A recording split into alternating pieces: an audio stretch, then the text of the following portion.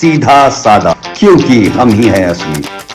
नमस्कार, आप देख रहे हैं सीधा साधा और हम एक अहम मुद्दा लेकर फिर आपके सामने हाजिर हैं। दरअसल जब से INDIA जो गठबंधन है वो बना है, उसके बाद से तमाम तरह की चर्चाएं इसको लेकर हो रही हैं। खुद अगर इनके दलों की बात करें तो ये कहते हैं कि भाई हम देश को एक नया विकल्प देने वाले हैं, लेकिन ये तो अभी दूर की बात है। उससे पहले ही जिस तरह से इन दलों में आपस में खटास पड़ रही है, चाहे दिल्ली का मामला हो, जिस तरह शरद पवार का भी नाम निकल कर सामने आ रहा है कि वो भी जो है इस गठबंधन से बाहर हो सकते हैं। इसके बाद नीतीश जी दिल्ली आते हैं, बिना किसी से मिले हुए वापस चले जाते हैं। अमिताभ त्रिपाठी जी हमारे साथ मौजूद हैं, विशेषज्ञ हैं, जाने माने लेखक हैं और राजनीति की जो कड़ियां हैं, जो उसकी कह सकते हैं कि अंदर खाने की जो खबरें हैं वो उन तक पहुंचती हैं और वो हमें डिस्कस करते हैं। अमिताभ सर, क्या लग रहा है पूरा मामला कि जो ये INDIA जो गठबंधन है, महागठबंधन है, अभी से इतनी दरार है और उम्मीद ये थी कि हम 2024 में बहुत ज्यादा टक्कर देने वाले हैं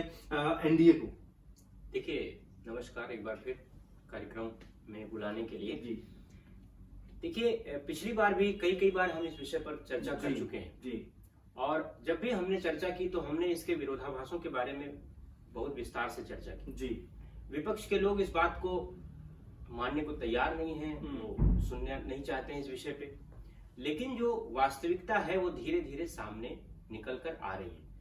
INDIA का जो पूरा गठबंधन है वो अंतर विरोधों से भरा हुआ गठबंधन है जी। इनके पास स्वयं ही ये कोई नीति नहीं स्पष्ट है, कोई विचारधारा स्पष्ट नहीं है और किस आधार पर ये सभी दल आपस में एकजुट होकर कोई अल्टरनेटिव नैरेटिव लाने की कोशिश जो कर रहे हैं उसका कोई खाका इन्होंने खींचा नहीं है। अमिताभ सर, मैं एक छोटी सी बात जोड़ना चाहूंगा। दिल्ली, उसके बाद महाराष्ट्र, ये दो जगह ऐसी थी जहां में लग रहा था कि यहाँ पर गठबंधन बड़ी मजबूती से दिखाई देगा, क्योंकि जो सत्ता की चाबी है वो दिल्ली के ही पास है। लेकिन दिल्ली में ही उठापटक शुरू हो गई, आम आदमी पार्टी कांग्रेस में सीटों की लड़ाई अभी तो बहुत दूर की बात है, लेकिन जो कहते हैं कि मुंगेरी लाल के हसीन सपने की जो बात है वो निकल कर सामने आ रही है। कैसे देख रहे हैं कि क्या ये गठबंधन जो आम आदमी पार्टी और कांग्रेस साथ चलने की जो बात कर रहे हैं, ये कोई दम है इसमें कि सिर्फ ये हवा बनाने की कोशिश है? देखिए, कांग्रेस का हमेशा का पूरा चरित्र रहा है कि कांग्रेस ने कभी भी क्षेत्रीय दलों के साथ काम नहीं किया। जी 2004 से 2014 तक UPA का जो शासन काल था उसको अगर छोड़ दें और उसको आप बहुत अगर गहराई में जाकर देखें बारीकी से, तो आपको समझ में आएगा कि क्षेत्रीय दलों के साथ कोई गठबंधन नहीं था। वो जबरदस्ती उन लोगों को डरा धमकाकर अपने साथ रखने की एक रणनीति का हिस्सा थी। कांग्रेस की जो पूरी की पूरी आइडियोलॉजी है उसमें क्षेत्रीय दल कहीं भी फिट नहीं बैठते हैं, क्योंकि कांग्रेस ने जब तक शासन किया, चाहे जवाहरलाल नेहरू का समय रहा हो, फिर इंदिरा गांधी का समय रहा हो, फिर राजीव गांधी का समय रहा हो, इन्होंने कभी भी क्षेत्रीय दलों को कोई तरजीह नहीं दी। और इनकी जो एकाधिकारवादी राजनीति है उसी का परिणाम था कि जगह जगह क्षेत्रीय दल उभर कर सामने आए। जितने भी क्षेत्रीय दल उभर कर आए वो कांग्रेस की पॉलिटिक्स के रिएक्शन में ही आए थे। तो ये जब भी ये बात करते हैं कि क्षेत्रीय दलों के साथ एक महागठबंधन बनाएंगे तो अपने में ही एक विरोधाभासी बात है। कांग्रेस के पूरे इतिहास में कांग्रेस ने कभी भी क्षेत्रीय दलों के साथ सम्मानपूर्ण व्यवहार नहीं किया, इसलिए ये अंतर्विरोध तो आना ही आना है। और जहां तक आपने आम आदमी पार्टी की बात की, आम आदमी पार्टी का जन्म ही कांग्रेस के खिलाफ हुआ है। आम आदमी पार्टी बढ़ी है दिल्ली में कांग्रेस की कीमत पर, बिल्कुल, पंजाब में कांग्रेस की कीमत बिल्कुल, और जहां भी वो बढ़ना चाहती कांग्रेस की कीमत पर ही बढ़ रही है। इसलिए इस बात का कोई आधार ही नहीं बनता है कि कांग्रेस और आम आदमी पार्टी एक साथ काम कर रहे हैं। अगर चलिए इसे दिल्ली से हम आगे बढ़ते हैं, महाराष्ट्र पहुंचते हैं, क्योंकि जो शरद पवार हैं वो राजनीति के बहुत जानकार हैं, 4 बार CM रह चुके हैं, महाराष्ट्र के तमाम सियासी अनुभव उनके पास है। लेकिन जिस तरह के हिचकोले खाते हुए समय नाम इनकी नजर आ रही है, क्योंकि शरद पवार जी को बहुत ज्यादा इसमें तवज्जो दी जा रही थी। अब इस पूरे माहौल को कैसे देख रहे हैं, क्योंकि अजीत पवार के साथ मीटिंग होना, तमाम सारी बातें निकलकर सामने आना, ये कहा जाना है कि वो कृषि मंत्री बन सकते हैं, उनकी बेटी सुप्रिया सुले, उनको भी एक बड़ा जो स्थान मिल सकता है। तो ये जो तमाम चीजें हैं, क्या ऐसा लग रहा है कि जो एक ख्वाब बुना था इन्होंने उसको बुनने के से पहले ही तमाम जो बिगाड़ है वो आने शुरू हो गए? क्योंकि शरद पवार अगर इनसे निकलते हैं तो एक बहुत बड़ा झटका जो INDIA का जो गठबंधन है इसको होने वाला है। देखिए, मुझे लग रहा है, देखिए, शरद पवार जी की पूरी राजनीति इसी आधार पर टिकी हुई है। वो बहुत कंफ्यूज रखते हैं लोगों को ये स्पष्ट नहीं करते हैं कि उनकी अगली रणनीति क्या होगी।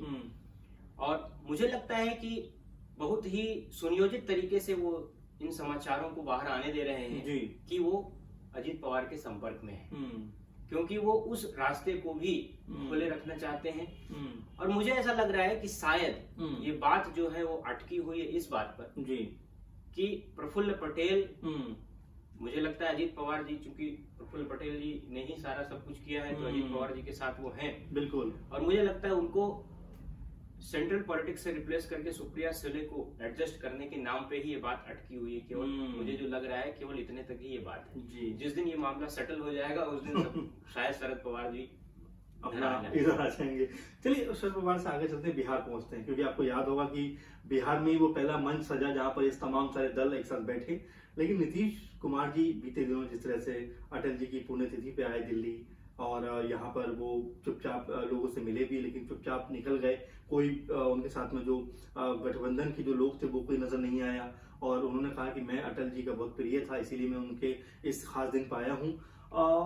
कोई विरोधाभास, कोई अंतर द्वंद कोई है इसमें आपको नजर आ रहा है? क्योंकि नीतीश कुमार जितने पहले एक्टिव नजर आ रहे थे उतने के मुकाबले अब वैसे नजर नहीं आ रहे हैं। तो क्या नीतीश बाबू भी इस महागठबंधन को छोड़ के जा सकते हैं या अंतिम कह सकते हैं कि मोड़ पे आके वो अपना पाला भी बदल सकते हैं? देखिए सभी लोग भ्रमित हैं, INDIA के जितने भी लोग हैं क्षेत्रीय दल वो, और उसमें जो विशेष रूप से जो बड़े नेता हैं वो अपने भविष्य को लेकर स्पष्ट नहीं है। उसके दो कारण हैं। पहला तो नरेंद्र मोदी को रिप्लेस कर पाएंगे और नरेंद्र मोदी की विश्वसनीयता नहीं है इस कंसेप्ट और नैरेटिव के आधार पर जो गठबंधन बनाने की कोशिश हो रही है उस पर सभी बड़े नेता सहमत नहीं हो पा रहे हैं अंदर खाने। उनको ऐसा लगता है कि ये बात उतनी सच नहीं है जितनी बताई जा रही है। दूसरी बात यह है कि धीरे धीरे जैसे जैसे ये गठबंधन आगे बढ़ रहा है वैसे वैसे कांग्रेस इस पूरे गठबंधन को पूरी तरीके से मोनोपोलाइज करे जा रही है। उसका पूरा नियंत्रण इस पर आता जा रहा है और गठबंधन पूरी तरीके से कांग्रेस का गठबंधन होता जा रहा है। आप मीडिया में भी चर्चा देख रहे हैं तो कांग्रेस के ही लोग सामने आते हैं। चाहे मल्लिकार्जुन खड़गे का मामला हो, नाम हो, चाहे राहुल गांधी हो, चाहे प्रियंका वाड्रा हो, सभी लोग कांग्रेस के ही सामने दिखते हैं। टीवी स्पेस आप देख लीजिए, मीडिया में किसी को कहाँ स्पेस मिल रहा है। बिल्कुल।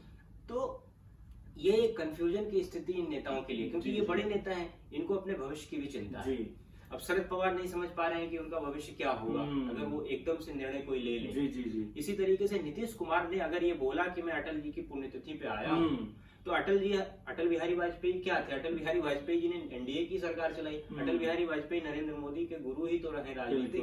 तो उनकी पुण्यतिथि पर आकर आप संदेश ही दे रहे हैं कि यहाँ भी हमने अपना एक तागा जो है वो बना के रखा हुआ है, पकड़ा हुआ है। कभी कोई स्थिति हो तो यहाँ पे हम चलिए एक आखिरी सवाल और बनता है मेरा इसमें, क्योंकि आपने प्रियंका गांधी का जिक्र किया और बनारस से उनकी लड़ने की चर्चा चल रही है अमिताभ साहब, जैसा आप सुन भी रहे होंगे।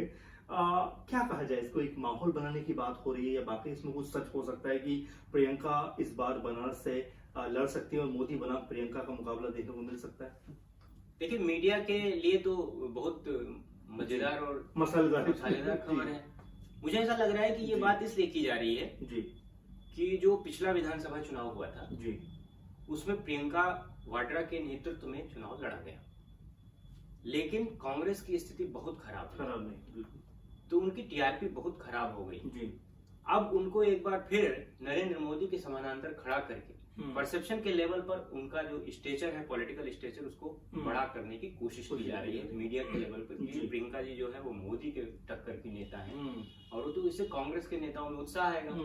कांग्रेस के नेता जो है, और दूसरा राहुल गांधी के अमेठी से लाने की चर्चा हो रही है। बिल्कुल, इसमें भी एक अंतर विरोध देखिए क्या है कि ये भी कांग्रेस की बड़ी एग्रेसिव पॉलिसी है। इससे समाजवादी पार्टी को काफी असुरक्षा का आभास होगा, क्योंकि ये अपने दो बड़े नेताओं को उत्तर प्रदेश से लड़ाने की बात करके कांग्रेस स्पष्ट रूप से ये कह रही है कि जब वो लोकसभा के चुनाव की बात आएगी तो बहुत आक्रामक तरीके से सीटें भी मांगेगी और उसकी भूमिका भी बड़ी स्पष्ट रूप से रहेगी। अब आप देखिए कांग्रेस के दो बड़े नेता अगर उत्तर प्रदेश की राजनीति में इतना सक्रिय हो जाते हैं तो निश्चित रूप से अखिलेश यादव के लिए तो ये समस्या का कार्य बनेगा। तो ये भी एक अंतर विरोध सामने आएगा आने वाले दिनों में। तो अमेठी जैसे हम बात भी कर रहे थे और आपने कथ की बात की प्रियंका की, तो राहुल गांधी को भी नहीं लड़ना चाहिए बनारस से, अगर स्टेबिलिटी रणनीति का है तो, क्योंकि वही कॉम्पिटिटर रहे हैं अब तक। तो क्या ये सिर्फ एक तरीके से खुद को चर्चा में लाने की बात है या बाकी इसमें कुछ जमीनी सच्चाई भी है? दूसरा प्रश्न मेरा ये है अमिताभ जी आपसे, आपने अखिलेश यादव का जिक्र किया और आपने ये भी कहा कि अगर कांग्रेस पार्टी के दो बड़े धुरंधर नेता अगर वहां से चुनाव लड़ते हैं तो ये आज सुरक्षा राजनीतिक तौर पर अगर देखा जाए तो अखिलेश यादव के लिए है। तो इसको लेकर भी कोई असहजता आएगी अखिलेश यादव में कि भाई आप यहाँ से चुनाव लड़ रहे हो, उसका मतलब आप कहीं ना कहीं मेरा पॉलिटिकल करियर भी या खेल भी खराब करने का प्रयास कर रहे हो? देखिए, मुझे ये सोचना है कि 4 सीटें कांग्रेस चाहती है इस गठबंधन में। रायबरेली और अमेठी के अलावा वो लोग प्रयागराज की सीट और सुल्तानपुर की भी सीट मांग रहे हैं। उसका कारण ये है कि उनकी ट्रेडिशनल सीटें हैं, वो कह रहे हैं। सुल्तानपुर से संजय गांधी चुनाव लड़ते थे, अभी वरुण गांधी भी वहीं से, और उनका कहना है कि हमारी खानदानी सीट। प्रयागराज भी फूलपुर में जवाहरलाल नेहरू चुनाव लड़ते थे, तो इसलिए वो मांग रहे हैं। 4 सीट पर तो कॉम्प्रोमाइज करेंगे नहीं। और इसके अलावा जिस तरीके से राहुल गांधी को और प्रियंका को सामने लाने की बात हो रही है, तो उससे पूरा उनका जो कार्डर है वो रिजुविनेट हो जाएगा।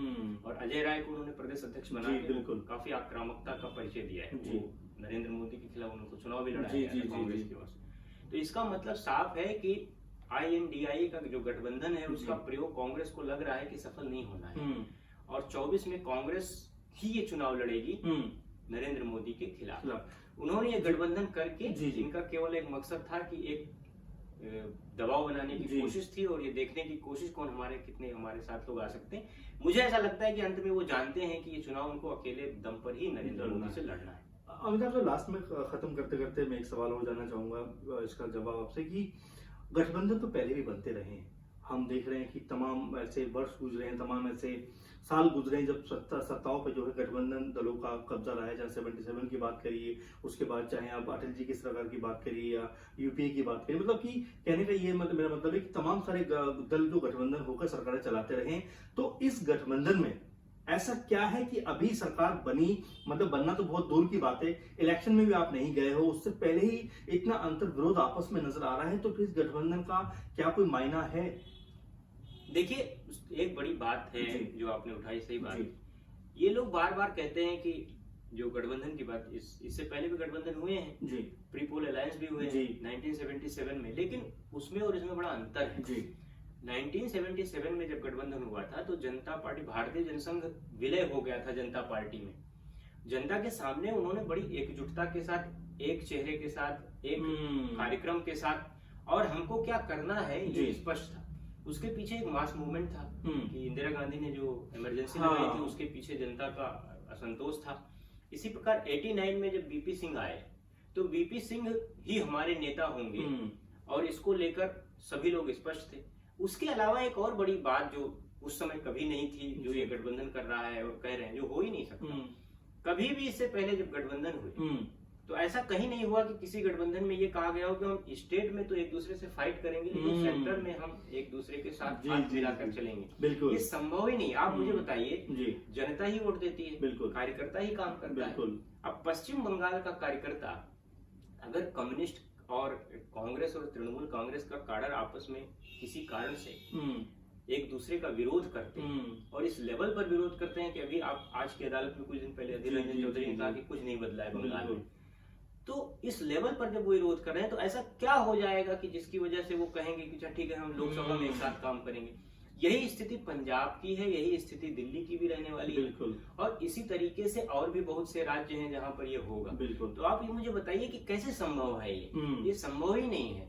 और ये लोग केवल और केवल एक ही व्यक्ति के विरोध के चलते, और जो वो कहते हैं कि नरेंद्र मोदी जी का जो कहना है कि वंशवादी राजनीति के खिलाफ जिन्होंने अभियान चलाया है, जिससे परिवारवादी राजनीतियों के लोग करने वाले लोगों को भविष्य संकट में नजर आ रहा है, इसलिए वो इकट्ठा हुए हैं। केवल यही बात धीरे धीरे सामने आती नजर आ रही है। बिल्कुल, अमिताभ सर ने बड़ा महत्वपूर्ण तथ्य आखिर में जाते थे पेश कर दिया कि ये जो कुछ हो रहा है वो इसलिए हो रहा है ताकि मोदी जो PM है उनको एक तरीके से घबराहट में लाया जा सके, लेकिन इसकी जो सच्चाई है, जमीनी हकीकत है, वो इससे कोसों दूर है। क्योंकि राज्य में तो आपका आपस में इतना टकराव है, वहीं राष्ट्रीय स्तर पर आप एक साथ आना चाहते हो या दिखाना चाहते हो, वो कहीं से संभव नहीं है। फिलहाल इस प्रोग्राम में हमने कई महत्वपूर्ण बिंदुओं पर चर्चा की। अमिताभ सर जी, आपका बहुत धन्यवाद कि आपने कई महत्वपूर्ण विषयों पर अपना जो ज्ञान है वो हमारे दर्शकों को पहुंचाया, क्योंकि जो बहुत कॉम्प्लिकेशन नजर आ रही है कि जो गठबंधन बना है आखिर में इसका सच क्या है, और आपने तमाम तथ्यों पे हमसे बात की। आप लगातार ऐसे जुड़े रहे, हम ऐसे महत्वपूर्ण विषयों पे आपके सामने प्रोग्राम लेकर आते रहेंगे। फिलहाल इस प्रोग्राम में इतना ही। आप लगातार सीधा साधा के साथ बने रहें। नमस्कार।